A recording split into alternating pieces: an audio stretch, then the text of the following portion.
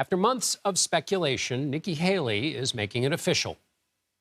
Republicans have lost the popular vote in 7 out of the last 8 presidential elections. That has to change. It's time for a new generation of leadership. I'm Nikki Haley, and I'm running for president. The former South Carolina governor and UN ambassador is the second major Republican to enter the 2024 White House race. Former President Trump was the first to declare. Eventually, the field is expected to be packed with top Republicans, possibly including another South Carolinian, Senator Tim Scott. He is set to speak at a GOP event in his home state on Thursday. Former Vice President Mike Pence could also jump in the scrum. He's planning to make a stop in Iowa this week. Senate Minority Leader Mitch McConnell on Tuesday offered this prediction. Well, what I think we're going to have is a vigorous primary. I think it's going to be very, very competitive in these primaries, and we'll hope for the best. CBS News chief election and campaign correspondent Robert Costa joins me now from Charleston, South Carolina. Bob, great to be with you. What is Nikki Haley's exact pitch? She should be president because X. What's the X? John, great to be with you from Charleston. Seems to be the center of the political world these days.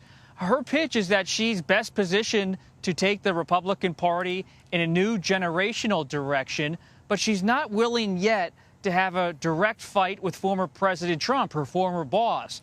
She's outlining a campaign that seems to try to straddle ideologically the traditional wing of the Republican Party and the new Trump-allied wing of the Republican Party. And she believes she is someone who moved from that Tea Party and establishment wing.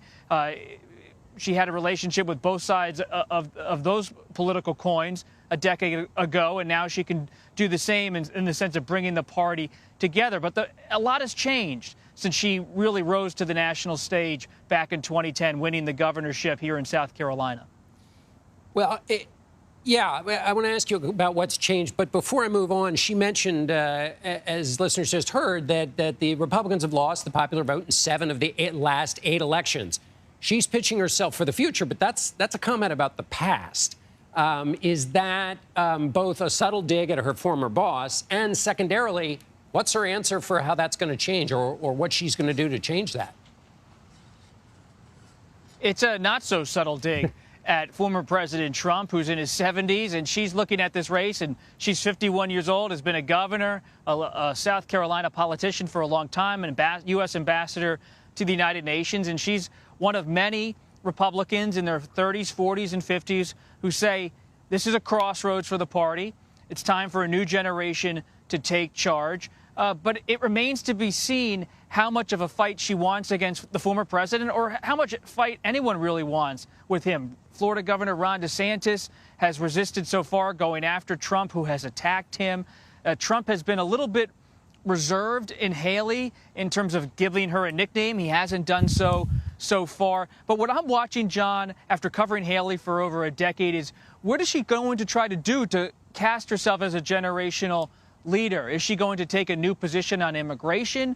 It seems like she's actually embracing much of the Trump agenda, just giving it a new projection, a new profile in terms of how it's articulated. But she's not someone who's moving away from how Trump transformed the Republican Party. And that's right. So going back to this idea of how she has shifted with the party and as times have changed, you're standing not that far from Mother Emanuel Church, where there was that massacre in 2015. And she mentions that in her announcement video and mentions the response to that massacre. But what she does not mention is her decision to join in to sign the bill that took down the Confederate flag from the State House.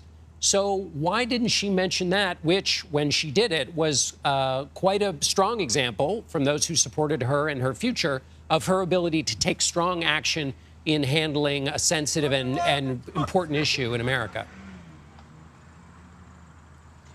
Race is an issue that the Republican Party continues to have a reckoning over, especially post the Trump presidency. And you see in Nikki Haley someone who has been at the forefront of the Republican conversation on this issue, as you mentioned.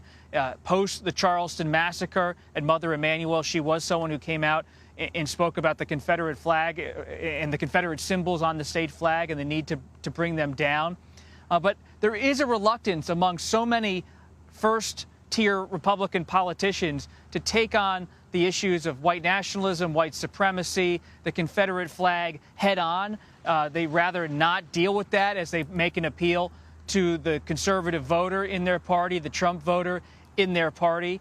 And it's going to be interesting to see who in the party, if anyone, is going to talk about issues like police reform. Senator Tim Scott from South Carolina has led the Republican effort on that. Will he bring that to the forefront of his campaign? Should he jump in? How will Nikki Haley deal with this? It's the right question you're asking. But we see right now an attempt to really focus on Biden, the current president, versus having a lot of reflection on the past, whether it's the recent past of former President Trump or the way past when it comes to the Confederacy and racism in the United States.